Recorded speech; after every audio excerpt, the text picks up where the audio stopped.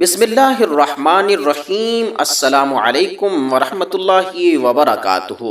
حضرت عبداللہ بن مبارک رحمۃ اللہ علیہ کا معمول تھا کہ وہ 1 سال جہاد کرتے اور 1 سال حج پر جایا کرتے تھے۔ 50 برس سے ان کا یہی معمول تھا۔ 1 سال حج کے ارادے سے کوفہ آئے اور ان کے پاس 500 دینار تھے اور ان کا ارادہ تھا کہ سفر کے لیے اونٹ اور دیگر ضروری اشیاء کوفہ ہی سے خرید کر حج کو جاؤں گا۔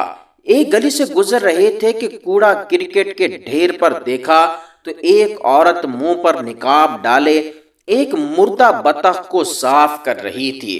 تو حضرت عبداللہ بن مبارک رحمۃ اللہ علیہ نے آگے بڑھ کر اس سے کہا کہ اے کنیز خدا، کیا تو مسلمان نہیں ہے؟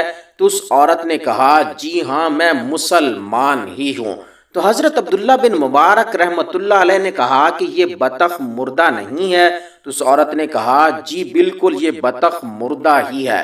تو حضرت عبداللہ بن مبارک رحمۃ اللہ علیہ نے کہا کیا تجھے معلوم نہیں کہ اسلام میں مردار کھانا حرام ہے؟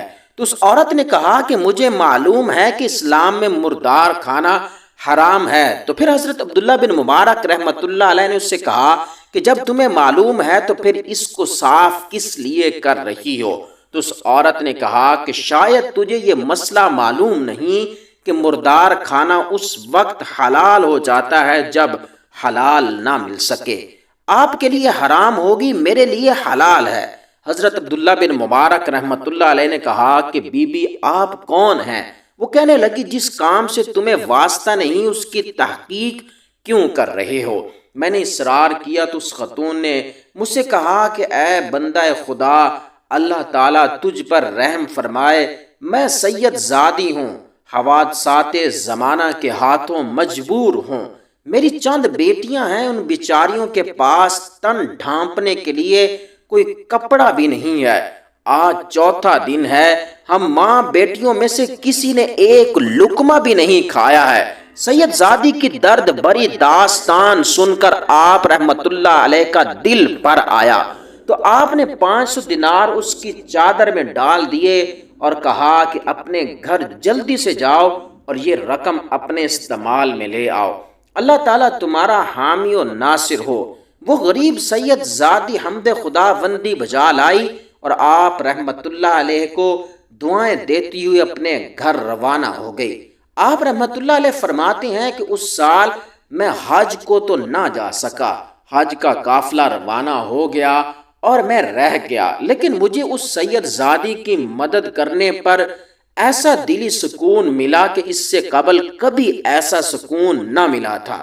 حج کی سعادت حاصل کر کے حجاج کرام کے قافلے واپس آ رہے تھے کہ جب ہمارا قافلہ واپس آیا تو میں نے دل میں کہا کہ مجھے اپنے دوستوں سے مل کر انہیں حج کی مبارکباد دینی چاہیے۔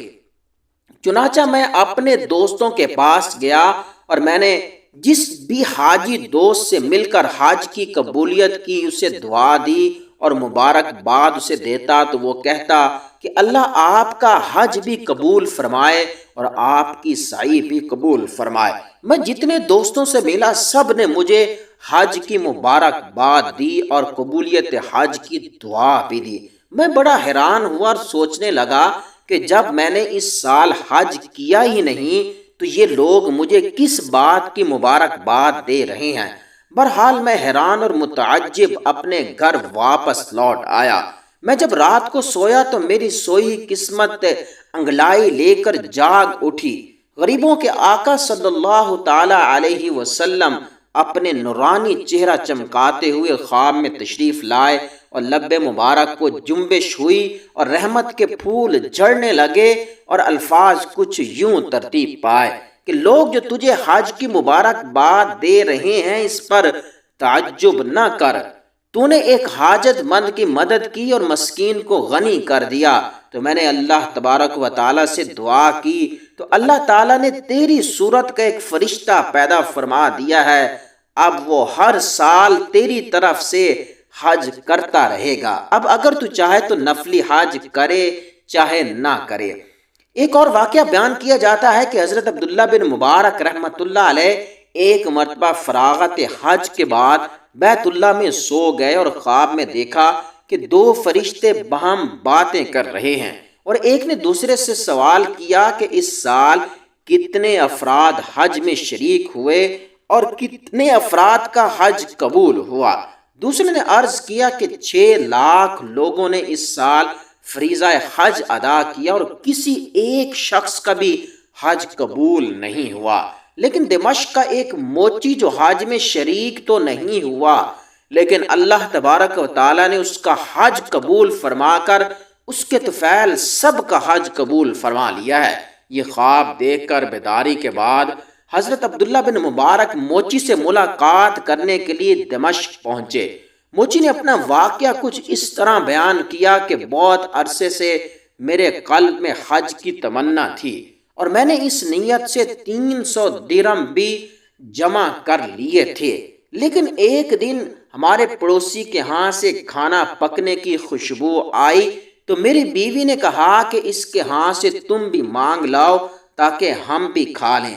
چنانچہ میں نے اس سے جا کر کہا کہ آج آپ نے کچھ پکایا ہے تو ہمیں بھی عنایت کریں، لیکن اس نے کہا کہ وہ کھانا آپ کے کھانے کا نہیں ہے کیونکہ وہ آپ کے لیے حلال نہیں ہے، کیونکہ 7 روز سے میں اور میرے اہل و عیال فاقہ کشی میں مبتلا تھے تو میں نے مردہ گدھے کا گوشت پکا لیا ہے۔ یہ سن کر میں خوف خدا بندی سے لرز گیا اور اپنی تمام جمع شدہ رقم اس کے حوالے کر کے یہ تصور کر لیا کہ ایک مسلمان کی امداد میرے حج کے برابر ہے۔